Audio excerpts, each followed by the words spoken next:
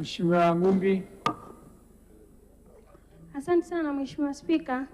Swali langu ni kuwa je, ni nini mpango wa serikali kuhakikisha skimu za umwagiliaji zinafika katika mkoa wa Iringa hususan katika majimbo yote 7 ili kuweza kuwasaidia vijana wa mkoa wa Iringa kujiajiri lakini pia kulima kilimo cha kisasa? Waziri. Mheshimiwa Spika, nampongeza mbunge wa vijana Mheshimiwa Jasmine Ngumbi kwa jinsi ambavyo wanawapigania vijana wa nchi hii.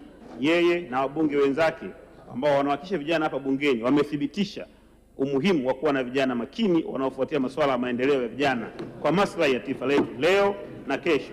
Na kwa swali lake ambao kimsingi anauliza kwa upande wa mkoa wa Iringa kwamba ni lini skimu hizo zitakamilika. Kwanza kabisa, katika mkoa wetu wa Iringa, Wizara ya Kilimo inatekeleza miradi mbalimbali ikiwa ni pamoja na uchimbaji wa visima virefu kwenye karibu majimbo yote 7 katika mkoa wetu.